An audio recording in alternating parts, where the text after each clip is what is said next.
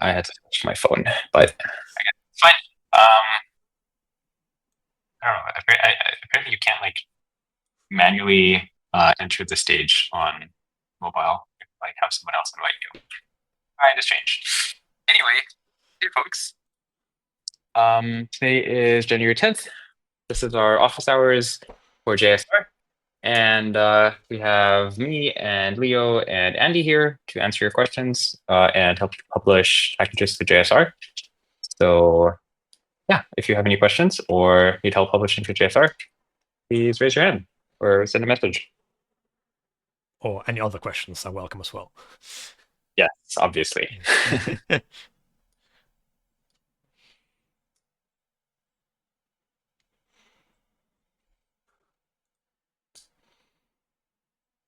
Absolute silence. Okay. Oh, there's a Otherwise, message.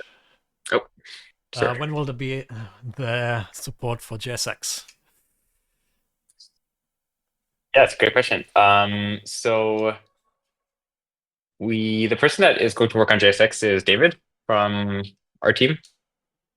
He's been pretty busy with some other things recently, though. Uh, but I really hope that it's going to be within the next month or so. I'm not going to promise that, but I really hope so.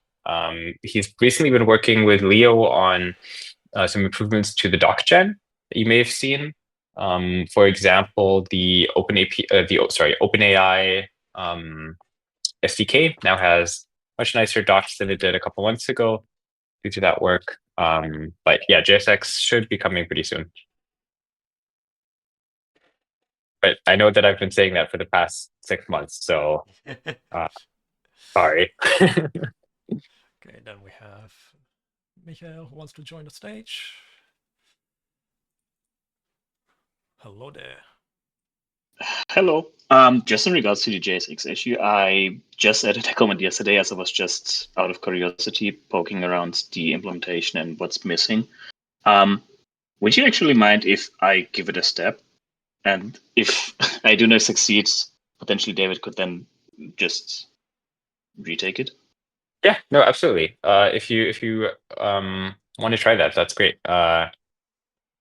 It's much easier to review code than to have to write it. So if you write it and then David reviews it, that would be great.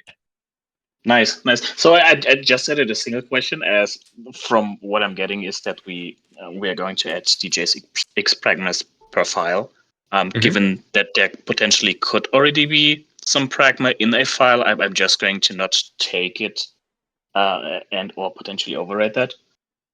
I assume. Yeah, so if there's already a pragma in a file, then I think that should be respected over whatever is in the config, because prior to publishing, that's what would happen, right? If you have some JSX Yeah. import source in your compiler options, and then you have a separate one in your file, the separate one in the file takes precedence. So I think you just have to like sort of fill up the pragmas with whatever ones are missing. So if, for example, there is a JSX import source, but it's missing the JSX runtime automatic, you have to add the JSX runtime automatic, but you can leave the JSX import source in place, and like vice versa. Makes sense. In terms of priority, is there any other config file that's going to be more dominant than the other? For instance, let's take the tsconfig and potentially the dino.json. I assume dino.json in Dinoland is just going to be the most dominant one. Yeah. In Dinoland, the Dino.json is the only one where the compiler options matters. Yeah. But then if you're publishing from Node, then I think the one that matters is the TS config. All right. I think that's enough to get started, and then if there's any further question, I'm just going to ask here or in the issue. Sure. Thank you. Nice. Thank you.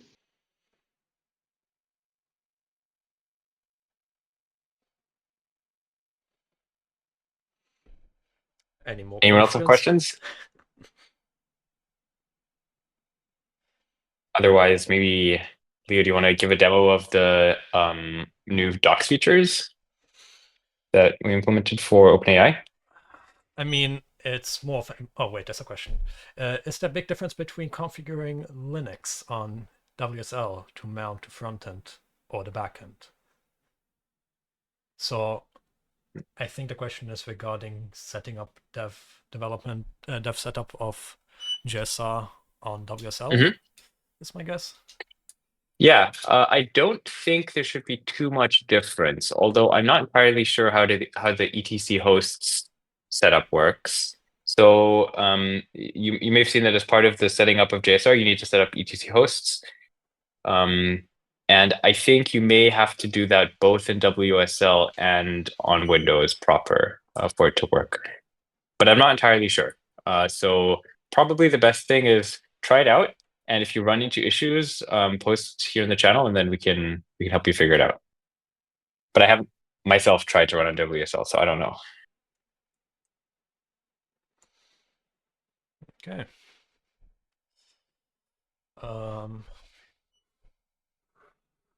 Let me see if I can share my screen. Sorry to put you on the spot here, Leo. Yeah.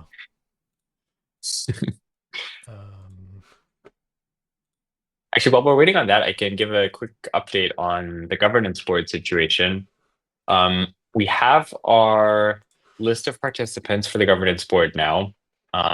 It's going to be 5 in total. I'm not quite ready to announce their names yet, but that will happen very, very soon here. And the first governance board meeting should also be happening within the next couple of weeks. And in that meeting, we're going to establish the charter of the governance board. So what the governance board is going to do, and yeah, like how it operates. And then we're going to start as one of the first priorities for the governance board, figuring out where we want to sort of host JSR. So is that inside of a foundation that already exists, like the Linux Foundation or OpenJSF, or are we going to create our own 401 4013 KC? I forget what the exact technical term for it is, but our own nonprofit essentially that hosts JSR. But yeah, hopefully more on that within the next couple of weeks.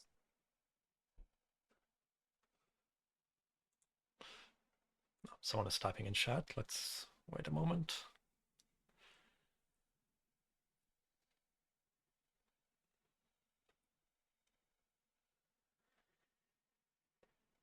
Also, people are more than welcome to join us on stage to talk.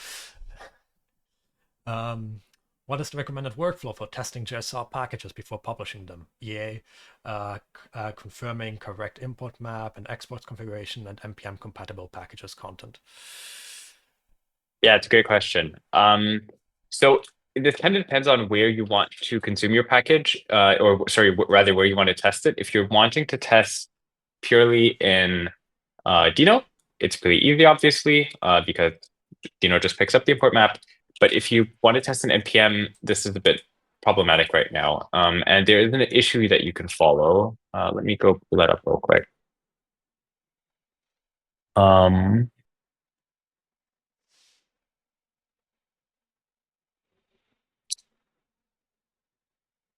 Is this issue right here, 179, that once completed will allow you to preview the transpilation output that the backend would generate for your package. And then you can put that into your node modules folder or npm link that into your tests and try it out with your package.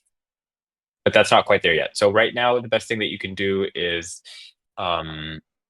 if you're using a package JSON, it's pretty easy. You can sort of just run the code in Node. And if you need to do transpilation in newer Node versions, you can run with, I forget, experimental strip types to run that TypeScript. And actually, you can see an example of that in the Dino standard library. If you have a Dino JSON or an import map, it's a bit more difficult. So for that, you probably just have to wait until that issue is resolved.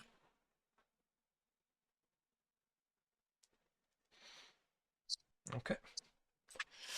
So I guess let's look at the OpenAI stuff if I can. Wait.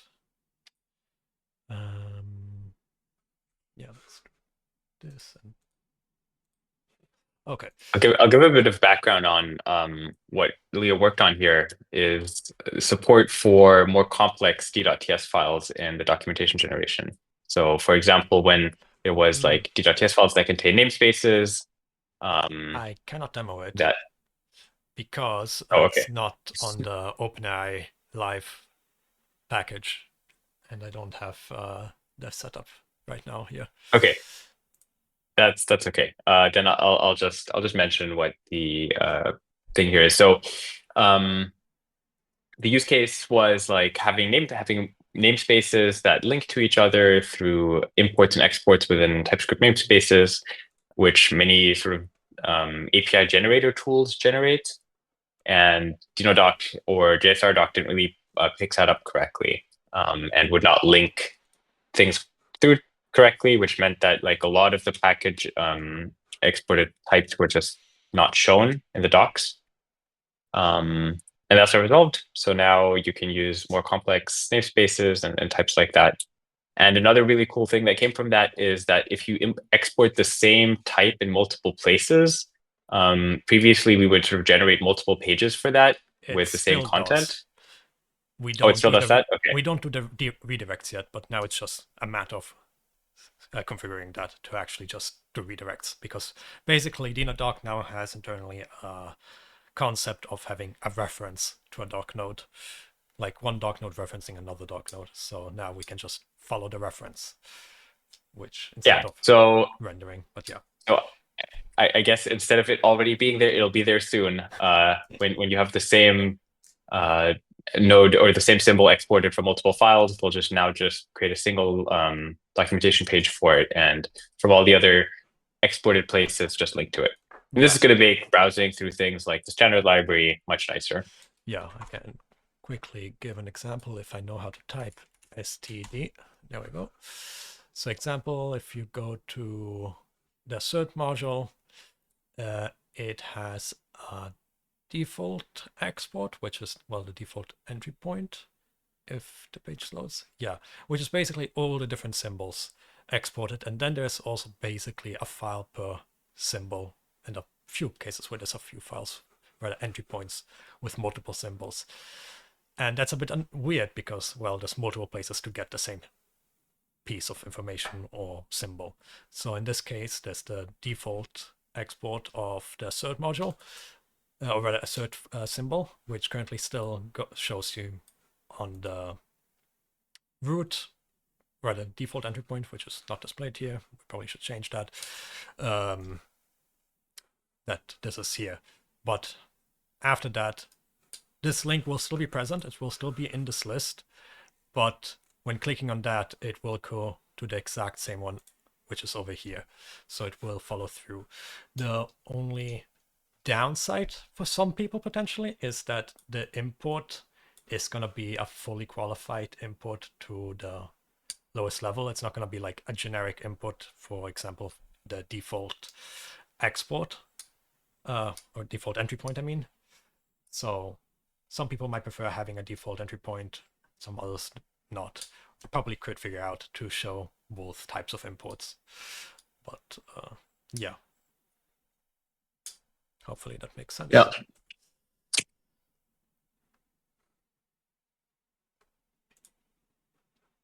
Cool. Any other questions came up in the meantime from anyone? Nothing in chat.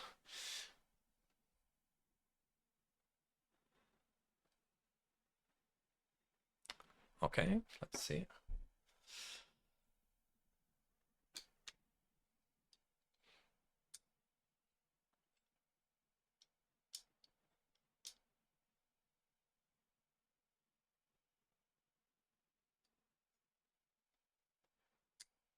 Seems like it might be nice to have the import and docs be the same as what would be shown by the language server.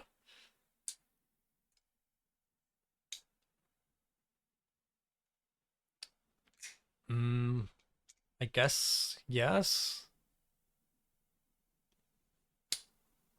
That might be tricky, but definitely something worth considering, because I think the language server will first off go by the default entry point. I think, right, Luca? Yeah, actually, I'm not sure. I feel like it shows both, but I don't 100% remember that Yeah, for I certain. would So assume it probably would we should show try that out. both and then have the first one be the actual default one, is my That's guess. that's quite likely, yeah. Yeah, I don't remember. I have to try that out. Yeah.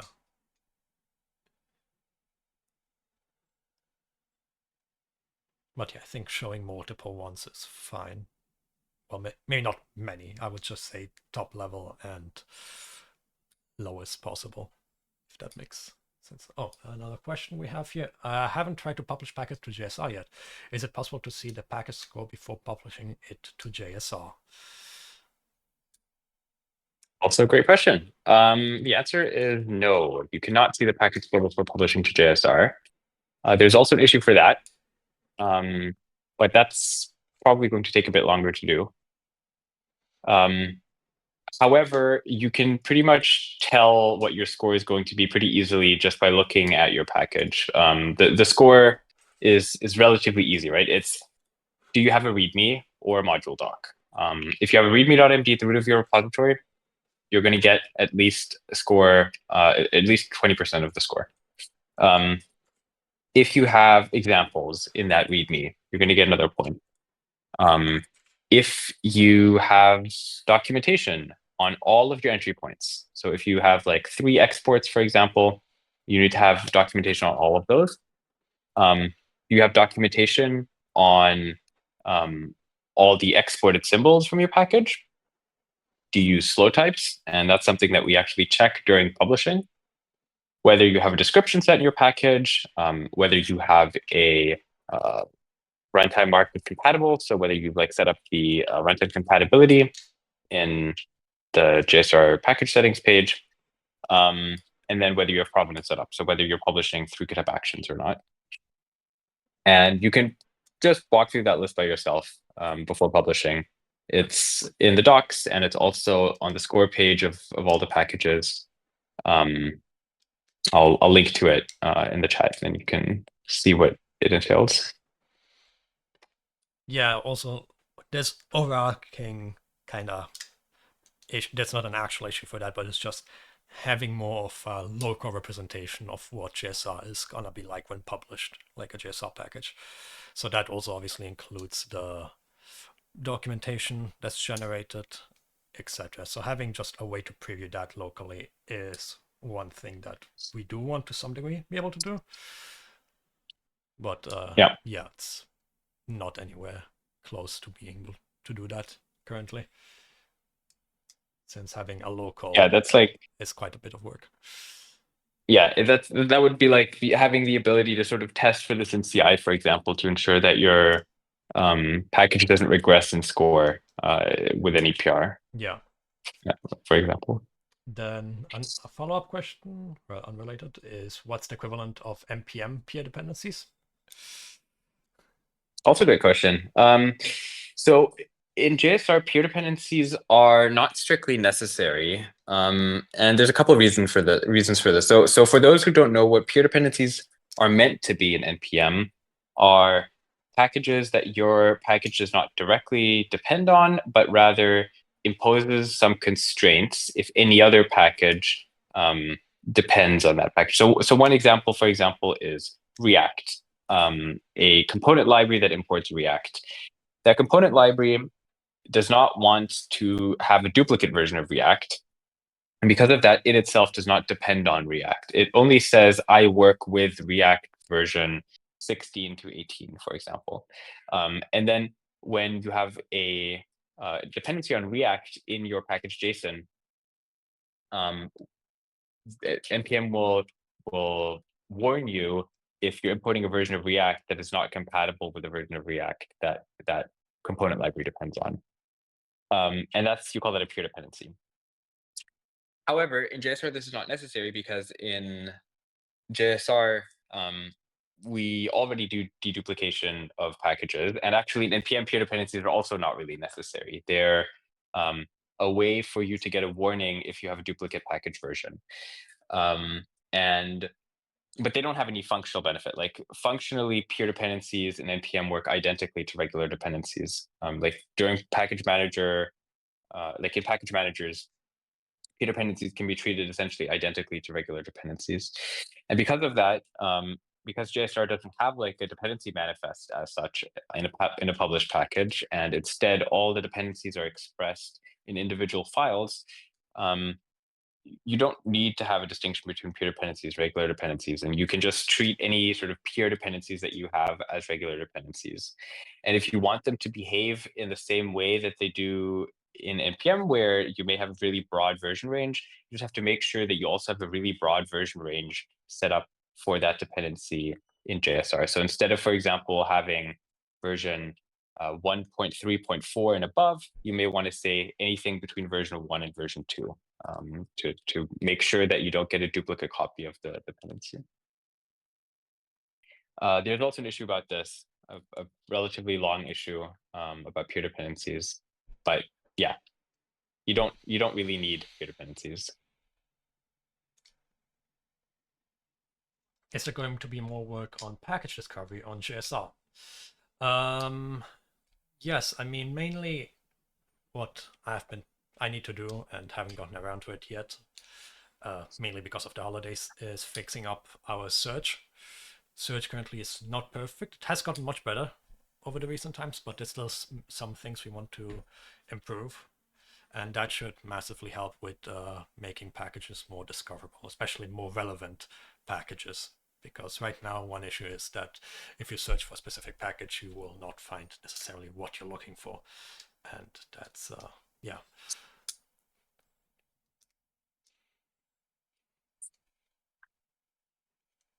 Yeah.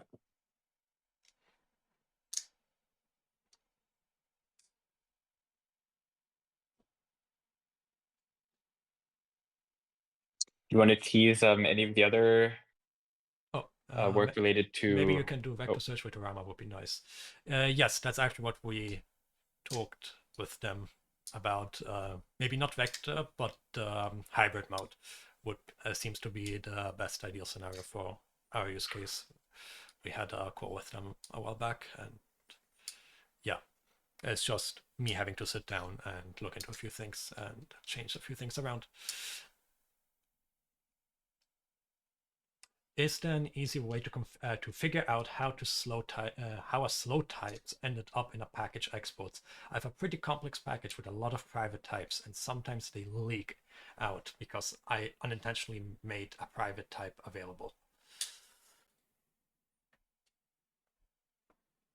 This is a great question, and they're actually, I don't know whether this is.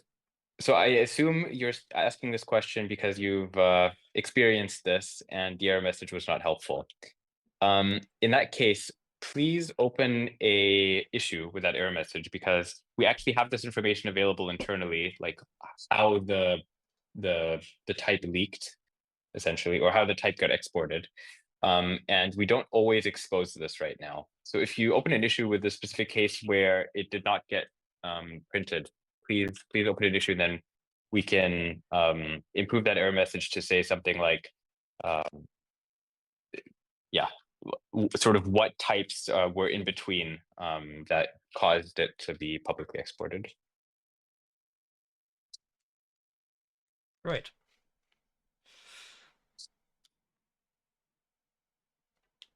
And I would show off another new recent feature that I've been developing together with Michael here, but again, I don't have my dev setup available right now, so that's a bit problematic. But the plan is to land that sometime next week, and then we can show it off at the next meeting.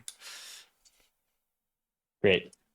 Yeah, maybe we can do some demos next week, or sorry, next meeting. Yeah. So I think there's actually a couple of. Oh, Michael, you can show it. Michael wants to show it. Let's do that. Join us on the stage. I hope I can just share the screen, but it should be fine. Should work. Mm-hmm. So yeah, for instance, we do have the assert package. If you go to the dependencies, I might not be the correct branch. I'm sorry.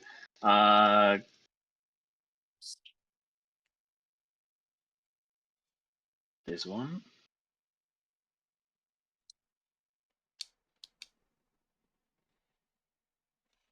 Beautiful GitHub logo.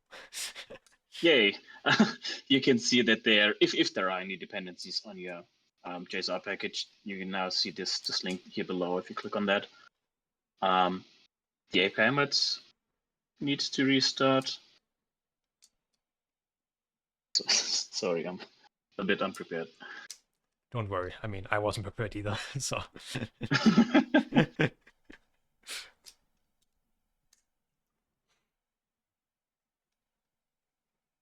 But yeah, maybe walk us through to what it is while we wait. Sure. So generally, Leo had the suggestion to potentially come up with a dependency graph so that we'd be able to just show how the module graph is going to resolve and how the dependencies themselves just interfere with each other, and what the internal as well as the external dependencies look like. So we came up with something. It's still on the last compiling step. I'm hoping that's going to resolve soon. We're just going to show a interactive SVG where you can just scroll around, fiddle around, and see what's going to.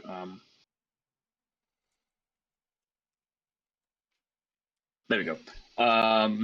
So this is essentially the graph that we have, where you can see the main entry point, which is mod.ts, as well as the unstable never, which are the parallel entry points that exist, with all of the siblings, the children, and then lastly the external dependencies. In this case, the standard internal library, which is going to link to that exact package gem. Can you maybe show the HTTP package? I think that's a better example. In standard? Yeah. I think it was the HTTP one that was good. Yeah, there's a bunch of dependencies. So let's take a look at that. Yeah, it's a bit simpler also. Yeah, it basically shows you the packages that it's being dependent on in yellow, which is, well, yellow for JSR or red for NPM. We don't have right now an NPM package to show off, but yeah. And also which entry points in that package are being hit directly from externally. So like in this case, file server.ts is directly depending on std path, some various entry points in std path. And right now these are shown as the file name and not the entry point. And that's the last piece that I need to fix. And then it would be good to land. And yeah, any questions about this from anyone? Ideally, we should also maybe add like a share button or something like that. Yeah, should also be fairly easy to add. Yeah.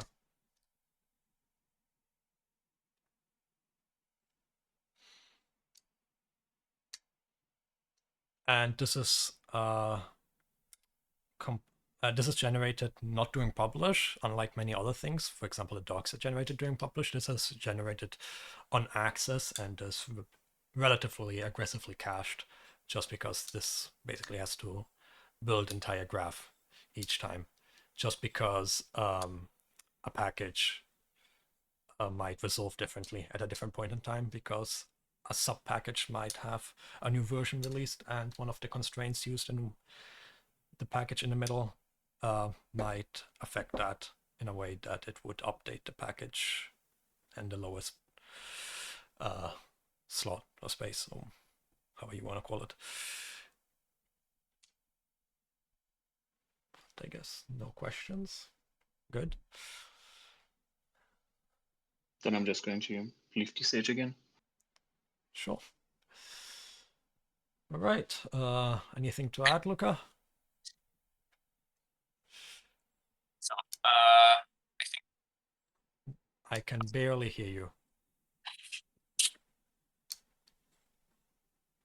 better now? Slightly. Slightly? Okay. Well, That's better. you're gonna have to do. That's good. That's better? Okay, fantastic. Cool. Yeah, thank you so much for demoing that, Michael. I'm really looking forward to landing that soon here. Yeah, unless anybody else has questions, I'm going to wish you all a great weekend and see you all soon.